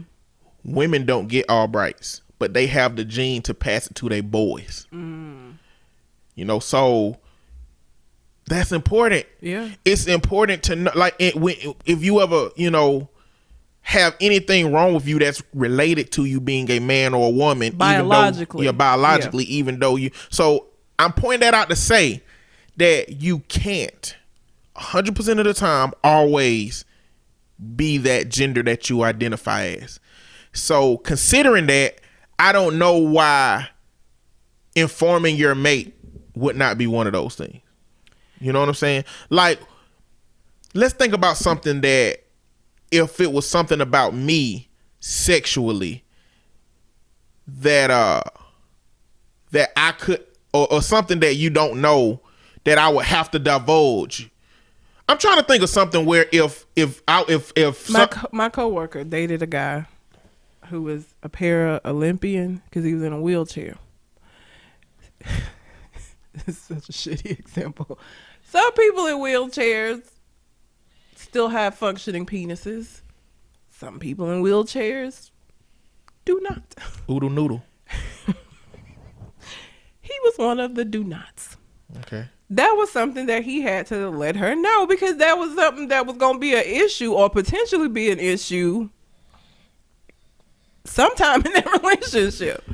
To me, we know what is expected in our society as it pertains to sexual interaction. Yes. There are some men that will date you if you a fine woman that just used to be a man. Yep. I mean, it's some people that would do that. I don't think that choice should be taken away by default, and that's what because I of was how saying. you feel, and that's what about your existence. That was my point to her. You know, you don't get to take away my right to choose whether or not that is something that that matters to me, or that if that's somebody that I want to date.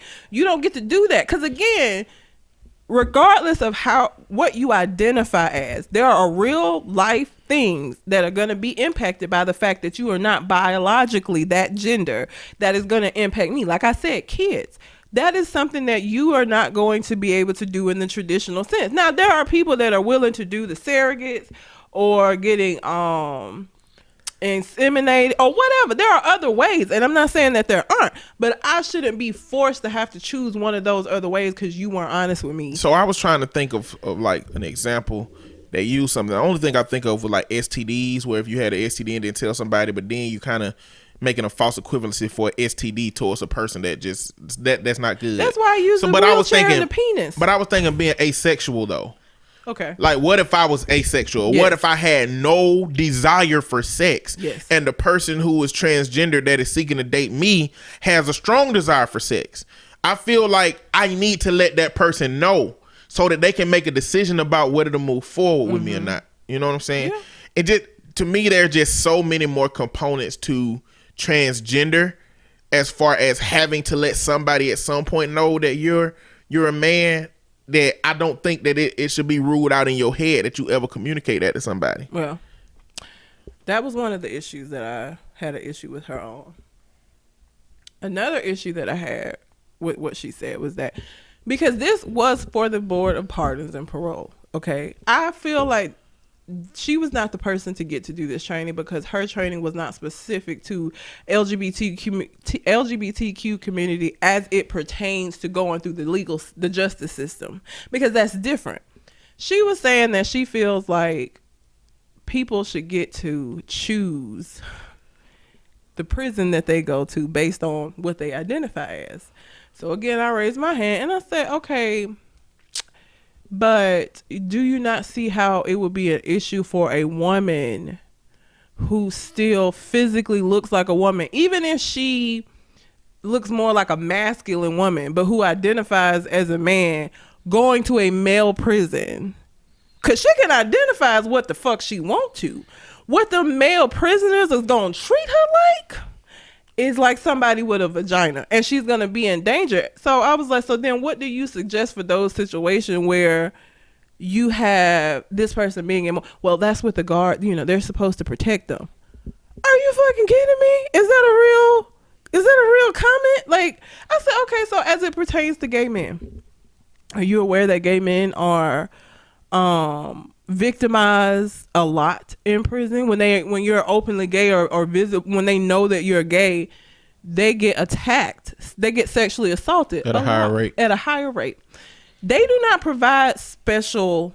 Now, sometimes they will put them in like solitary, and that's something that they will do with transgender people. If they have to go to the prison of what they were born as, they will put them in like solitary for protection. She's like, well, that's punishing them.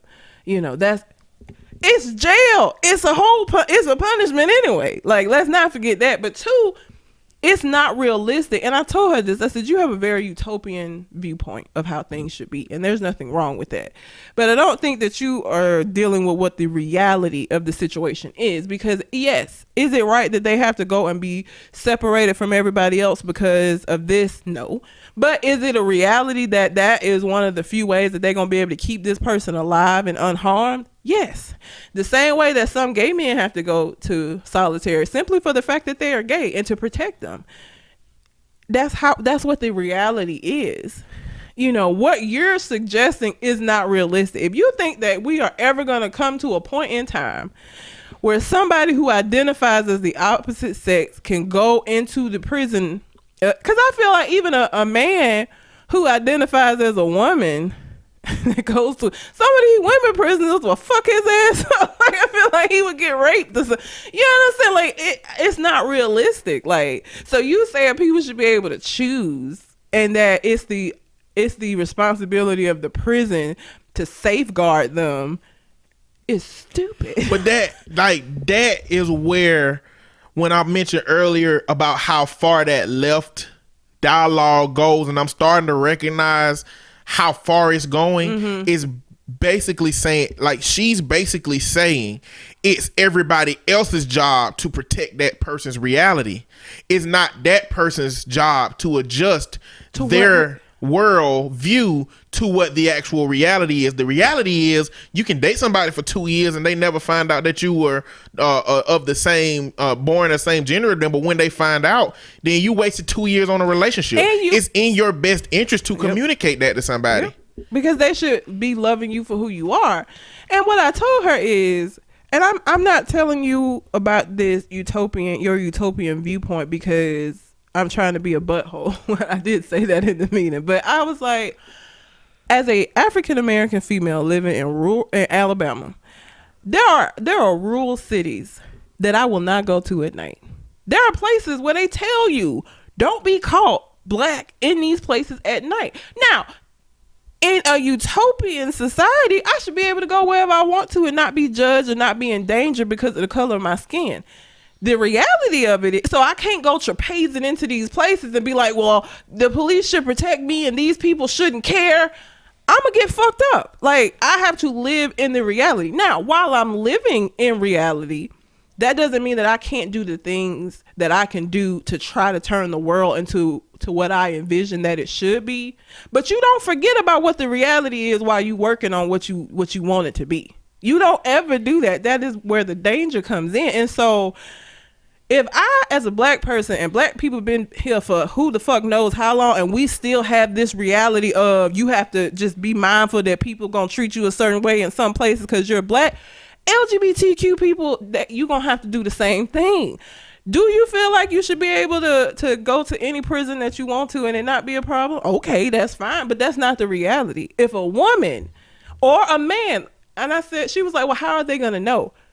If a person that looks like a man goes into the shower and anybody notices ain't no penis down there, it's gonna be a fucking problem. Like at that point, it's just not realistic. And if that let me tell you something. If my choices are go in the general population and potentially get killed or raped, or go into solitary, bitch, I'm choosing solitary. Put me by myself.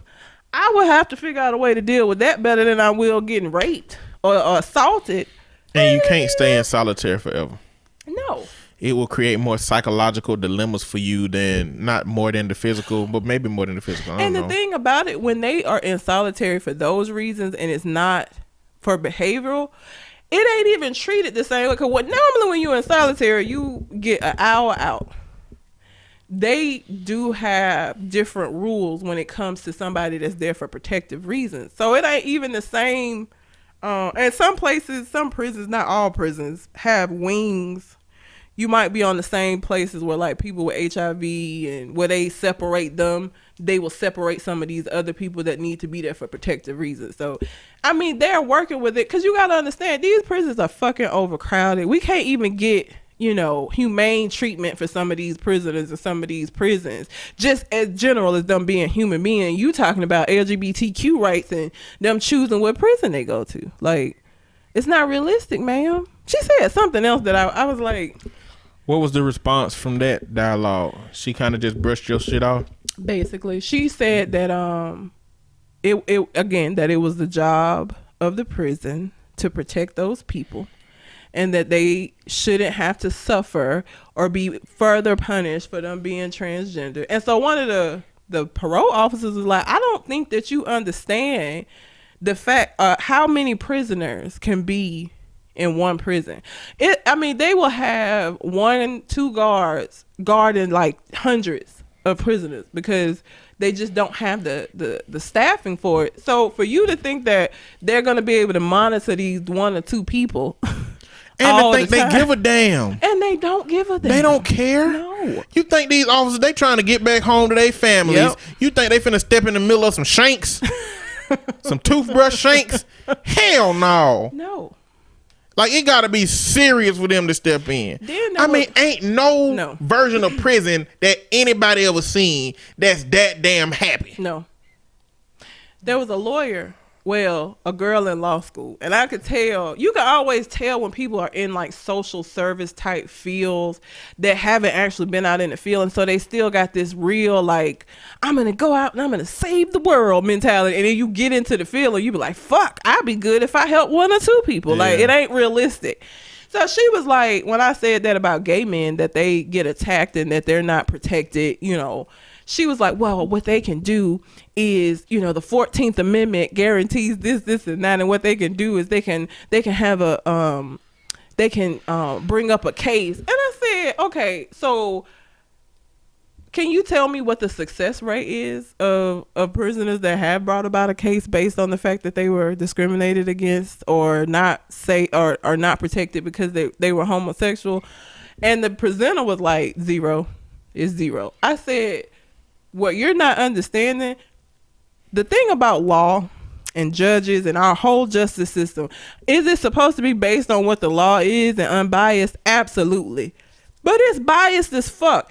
If a gay prisoner in the Bible Belt go into one of these judges' courtrooms with this shit, that judge who is supposed to remain unbiased, who feels like homosexuality is a sin and they're all going to burn in hell, if you think that he is gonna go in the favor of that person, you are crazy, ma'am, and unrealistic. Like, you know how many laws are on the book that's supposed to protect people and they get killed and fucked up every day and don't nobody give a fuck? Look at the police. Like, you're not realistic. But free people out here that's they constitutional rights getting trampled on. You think somebody finna give a damn about in Alabama? The damn sheriff just ran off with $700,000 worth of food. A fucking beach house. And bought a beach house immediately. Nigga, if you gonna steal that food, plan to buy the beach house next year.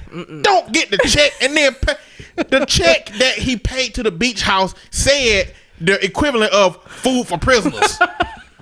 It was like, I don't remember the specific title, but it might have been like, security, jail food security. Yeah. Like, it said that shit on the check they wrote. That's how it got pinged. The people who he wrote the check to told the news. And then they looked it up. And then they found this obscure law and they realized that sheriff's been doing this shit.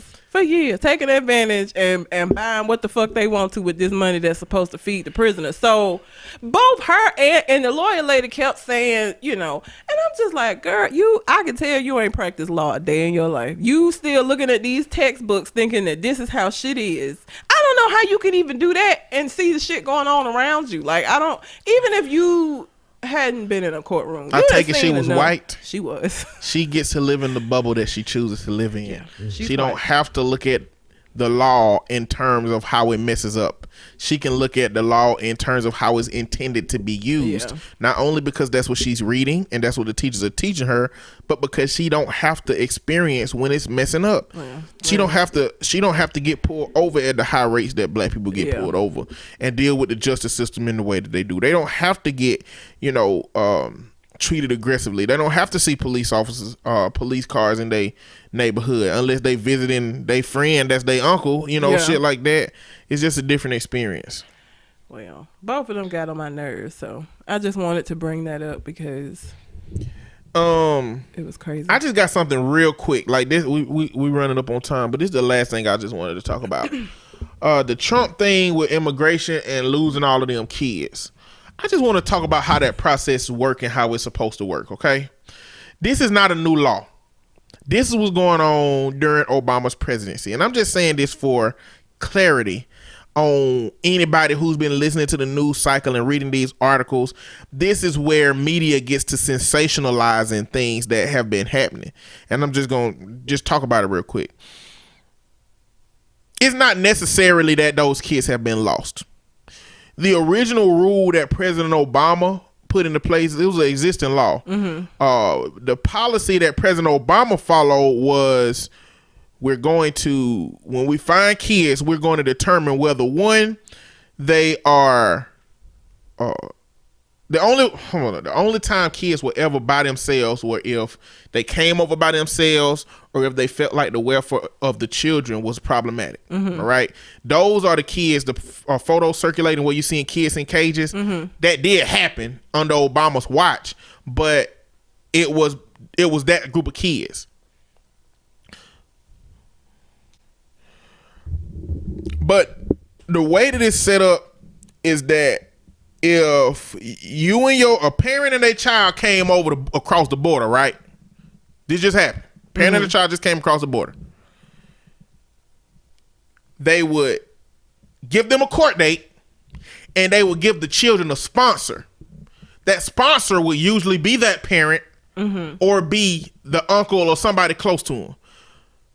What happens is that parent don't show up for that court date because they don't want to be found out by the government, so they just dipset. Yeah. They don't check in, they just leave. They just be like, well, they made me a sponsor with my kid. They gave us a court date. We supposed to come back, but we ain't because they just gonna put us on paper and try to send us back. That's what's been going on during the President Obama years. There's going to be no way to do this efficiently, okay? It don't matter what president it is, it don't matter how great, you ain't gonna stop illegal immigration 100%. The difference, because a lot of crying is, why they was concerned about it now that Trump is the president, but they weren't concerned about it when President Barack Obama was in office. Barack Obama's campaign wasn't deeply rooted in immigration issues. It was deeply rooted in a whole bunch of other realistic goals to achieve. Trump having his immigration policy rooted in that is why people are focusing on it. If President Obama shit was talking about, we gonna do something across the board, we gonna pull out full pardons for everybody and make them all citizens, then that shit would have been known back then. That just wasn't his platform. Not only that, but Trump is hardening the policy. He's ended catch and release.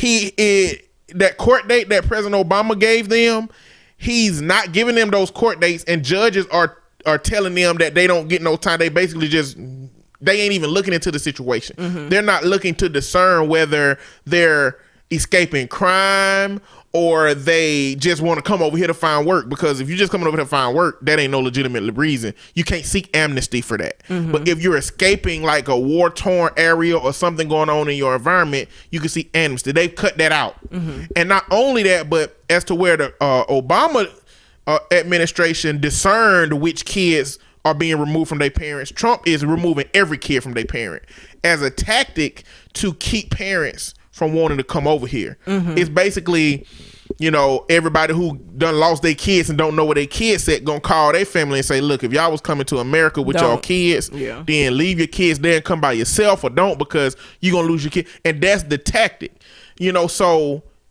that's the reason. Those are the differences.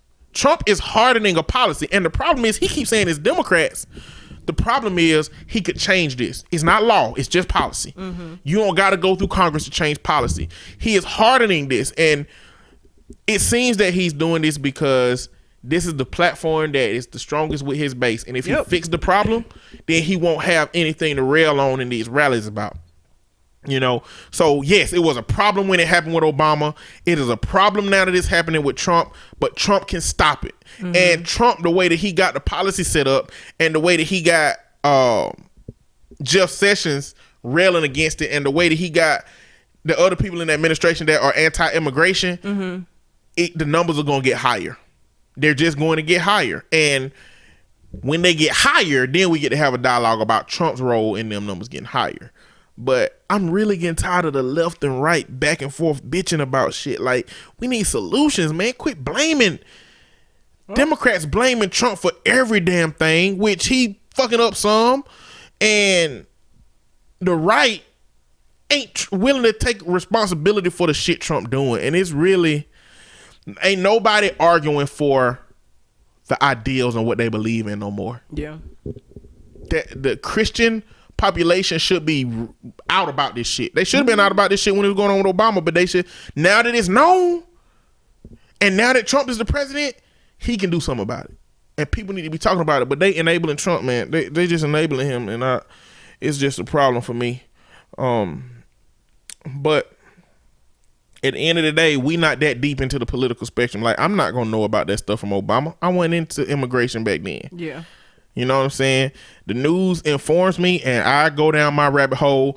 The news is supposed to be breadcrumbs to take you to your own research. That's what it's supposed to be from my perspective. So that's what I use it as. I find this stuff out and I go do it myself. But I just wanted to put that piece out there, man. It's more to this situation than the articles say. Yeah. And whatnot. But whatever. But that's all I got. That's all I have. All right. Well, until we kind of next conversation. We out. Holla.